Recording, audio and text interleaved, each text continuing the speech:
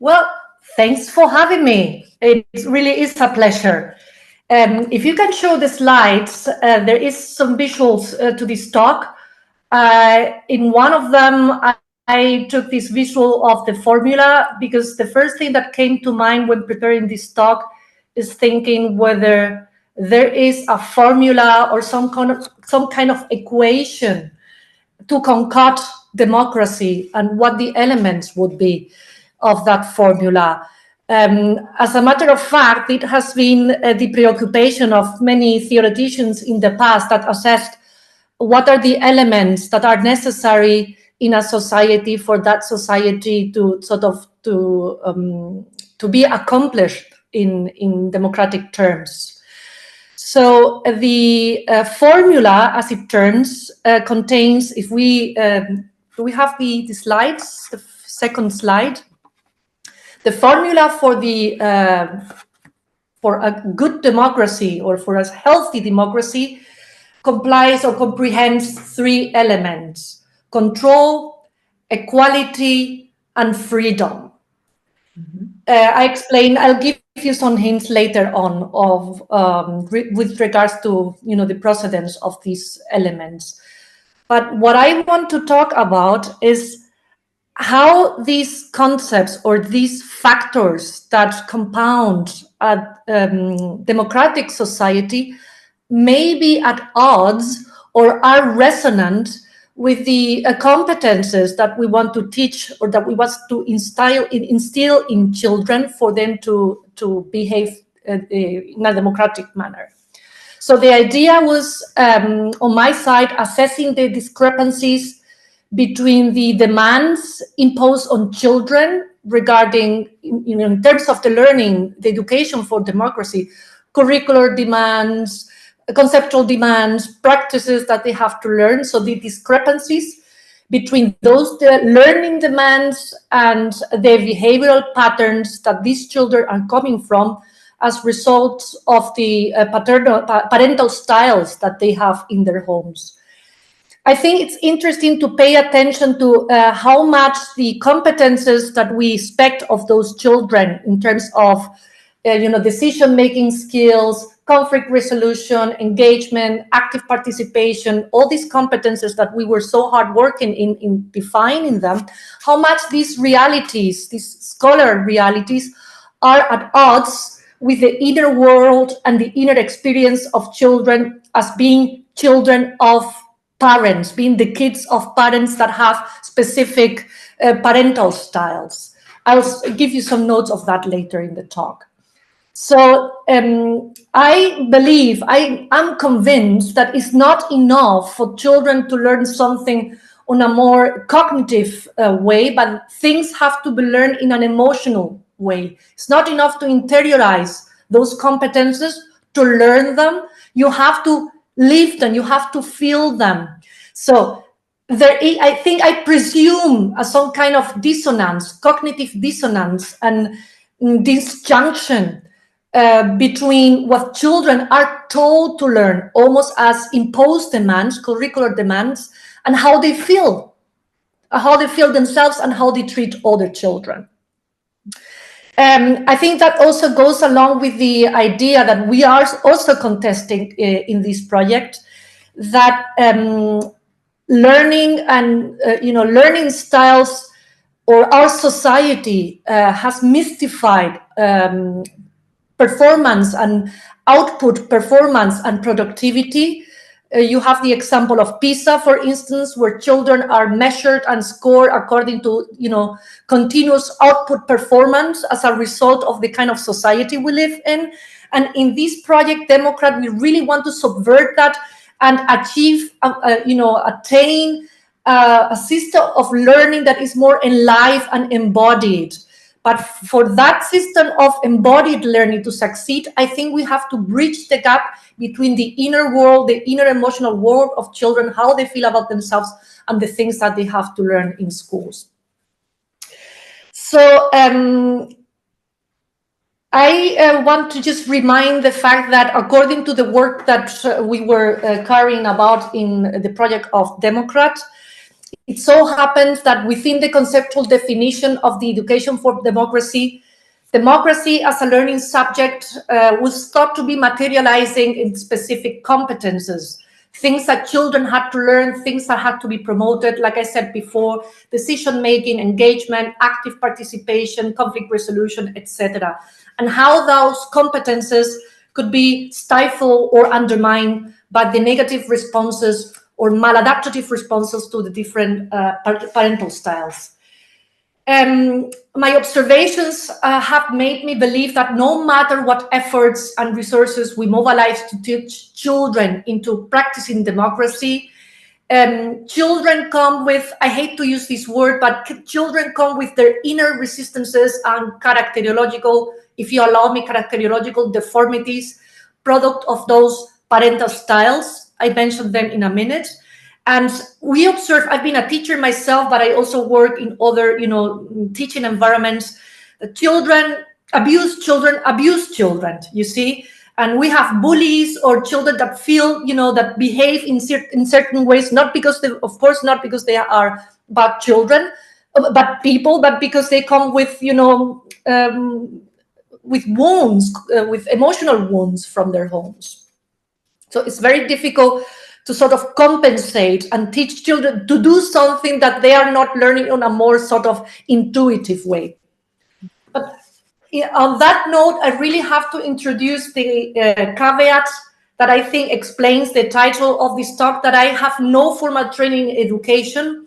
My research is in the crisis of democracy as a topic in the area of urban studies.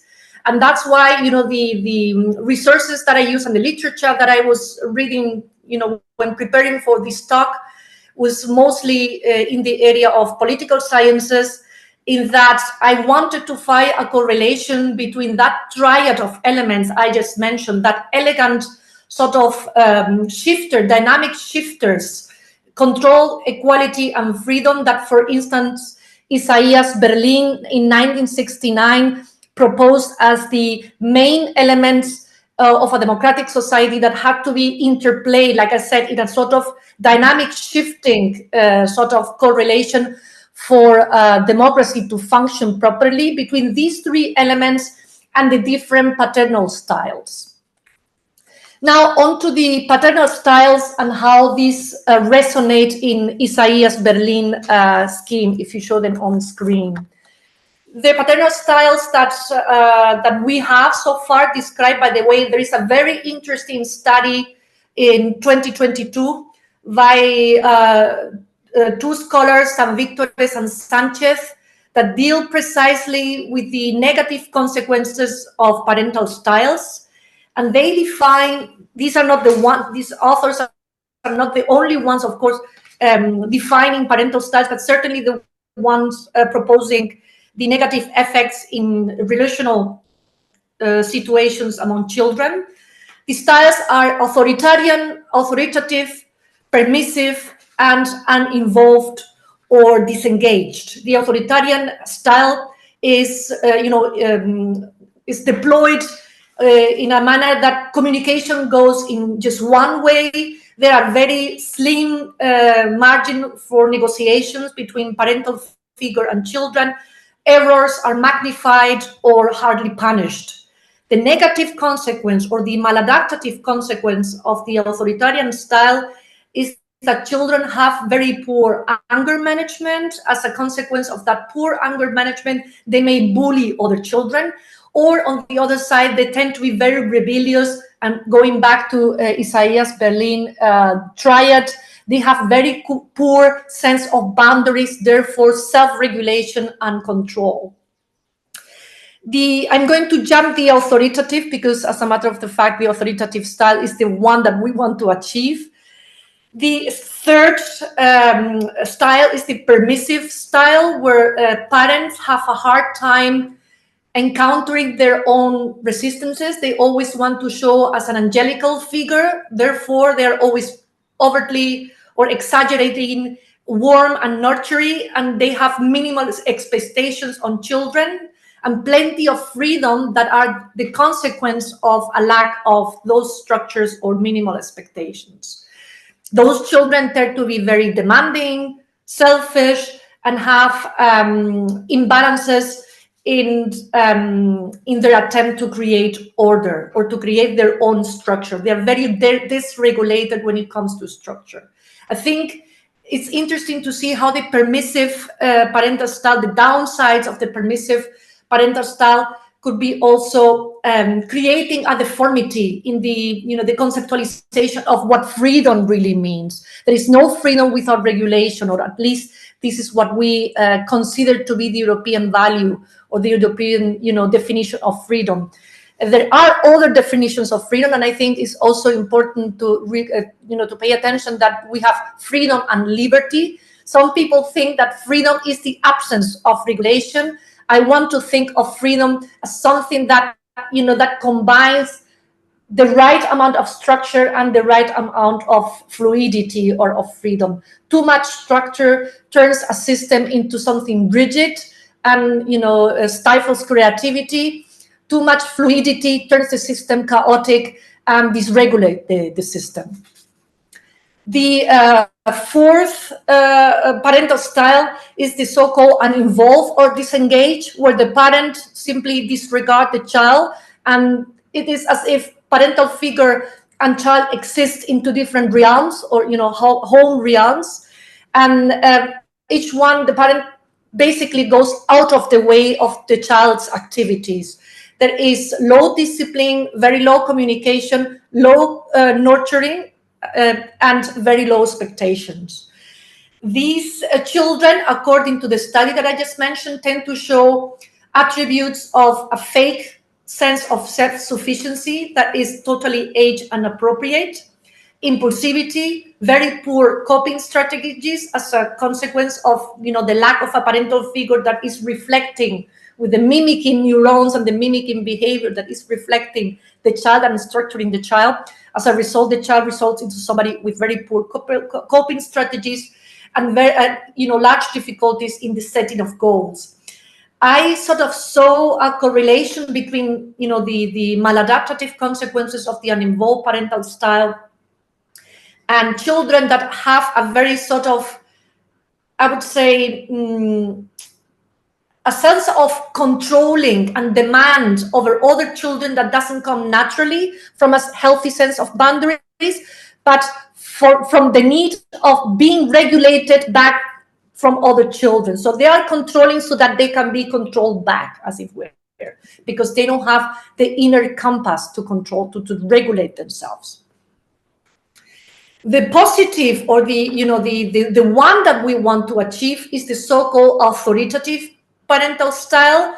That, go figure, is almost, I think this is the magic of it, is almost the perfect, the perfect translation of Isaiah Berlin elements, that has clear guidelines that are embodied not just by the child. What is good for what the child has to do is also something that the parental figure also embodies and practices, where communication goes both sides, where there is space for rejoining and answering, responding, making the point. The parent is not afraid of being contested back by the child using appropriate language, where expectations and freedom and corrective discipline in case of error is always age appropriate and task appropriate, and that in turn will result into a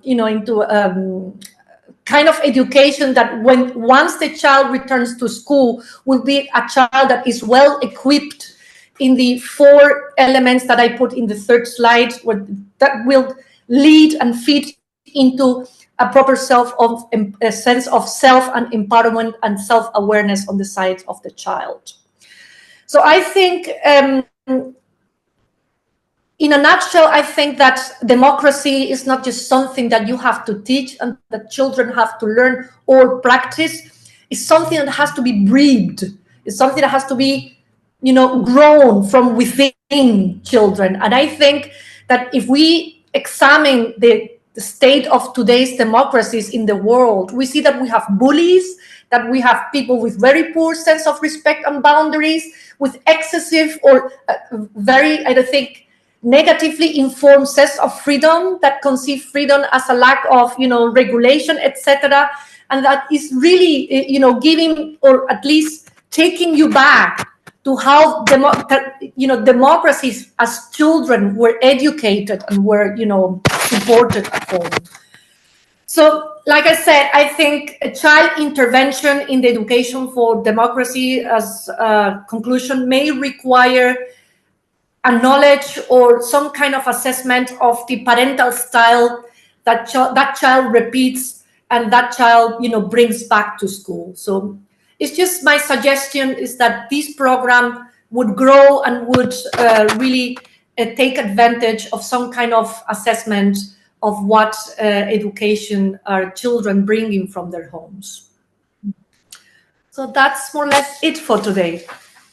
Thank you very much, Beatriz, for your My pleasure. insights. I think what I would like to focus firstly is the aspect of emotional learning you mentioned in the beginning of your presentation. And how do you think this kind of emotional learning can be embraced? I think there are two sides to this. I think the school has an important responsibility and certainly has the skills and the resources to do this, because emotional learning, to my mind, comes about from feeling your feels and being able to name and conceptualize what you're feeling. The school gives you the words, gives you the concepts, and then you have to sort of bring words with feelings together, bridging these two realities of the self. And that has to be complemented by an environment at home that allows children to be allowed to feel. Children should be allowed to be angry if they have to be angry. Children should be allowed to feel sad if they have to feel sad. So often, and I come from Spain, and I have really, very much to my regret, is a parental style that I have seen, not back in the day, in the 70s, that whenever a child wanted to cry because, hurt herself or whatever, no, nothing happened, everything is all okay. No, let the child feel how much okay or not okay is the wound and the hurt. Let the child, vent it out, give the words, regulate the child, and then the child will come through the other side of the emotion in a sort of self-relieved and self-emancipated way. So I think that is a very psychological explanation I'm giving, but certainly the school has to provide enough platforms and knowledge platforms that help the child back to school to associate what happens in the emotional level, in the level of self-awareness, and in the broader level of society. Mm-hmm. Mm-hmm. I have a question, but I would like to take this to the end because it's the more general one. But maybe I'm focusing now a little bit on the parenting styles you presented. How do you propose to evaluate the impact of parenting styles on the acquisition of democratic competencies of young students?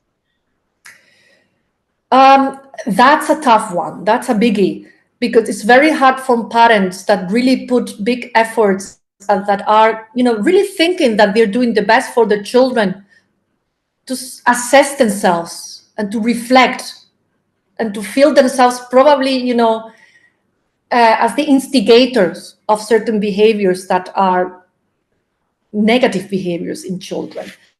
We have to take them on board, certainly, and the studies that I have been reading so far make suggestions on how to assess parental styles at homes, but it's certainly so difficult as to tell somebody to go to a therapist. You have to be convinced that remaining the same is worse than considering some change. So how we do that? Well, I think that's something that we can take over from our Project Democrat. And certainly, I think it's very positive the way we are organizing of living labs and project pilots, engaging parents associations and, parental figures, the realities that involve the living realities of children that go beyond the schools. Yes, I think this is a very crucial point, that when we focus on education, we always have to keep in mind that children are embedded in a broader social context, in a family background, and It that takes one those, village. yes, Yeah, it takes all one these village to peers educate a child. have a very big impact on them. Totally. Yes. And also there are also cultural differences. What counts as well educated or as a cultural value of a good education in one country might not be the same than in other country. In Spain, for instance, being engaging and outward, etc., counts as being well educated. It can be too much for other cultures. So I think it's also very important and very much to celebrate that our schools are becoming increasingly multicultural, that children from different backgrounds and different, nationalities come together so that we can really learn from each other, not to just embrace one natural culture or to achieve some kind of normality that is fictional, but to really respect that for certain cultures, touching is not correct. In Spain, we touch a lot, etc., etc. So yes, promoting and celebrating multiculturality is certainly another aspect that I think should be reinforced. My next question is, what might be the teaching of democratic competences? How can they be enhanced by considering the familiar backgrounds of students? I think really from the top of my head, I think the teaching personnel has to be sensitized in parental styles to sort of guess back, to reconstruct what potentially disruptive or negative behavior in a child can be explained by the downfalls of a parental style. And from there on, reinforce the child and really basically to help the child learn to accept herself, to accept themselves, and that good behavior comes from self-acceptance most of the time, because we tend to project onto other people what we don't accept in ourselves. So I think I would say that comes back to sensitizing our teaching, the teaching body at school in recognizing the inner resistances of children as consequences of parental styles. So I would like to come to my last question, and this is a more critical one. What do you think, what are the challenges or criticisms that might arise when we consider parenting styles in the development of democratic competencies? Critical points. I tell to my son that just as bad is a mother that doesn't understand you than a mother that understands you too well. So we can be creating problems that are fake problems and trying to find solutions to problems that are known. And I think the assessment of parental styles goes too much into detail. That can be confusing towards, the construction and the structuring of the democratic competences. Sometimes the democratic competences arise, and I think that's a main point, in a relational setting. The parental styles, of course, you may suppose that children have siblings, so that you also have the group constellation happening at home. But for the most part, the parental style has an effect on a child, on a dual sort of bipolar sort of effect, parent-child. Whereas in school, competences are learned more in a group setting, where the distances, the non-sibling distances, and the non-parental style or the non-parental relationship that children keep with teachers certainly works in our favor. So let's say the parental styles are more sort of, they're more sensitive realities. Schools take advantage of the distance that is created among the different pupils at school and towards the teaching figure, simply by conceiving authority as a symbolic sort of embodiment that takes place in the teaching environment of the classroom that is not present in at home. I hope that's at home the distances collapse somewhat, because you cannot help not loving your parents. You are linked to your parents by a connection of survival, so you are bound to love them in a way, and that puts you in a more vulnerable position. So I think the educational environment of the home is more vulnerable in a way than at school. We've got a comment from the chat. Alba Malas says the implication of parents in the schools is probably very different at the primary and the secondary level, with less implication at the secondary level.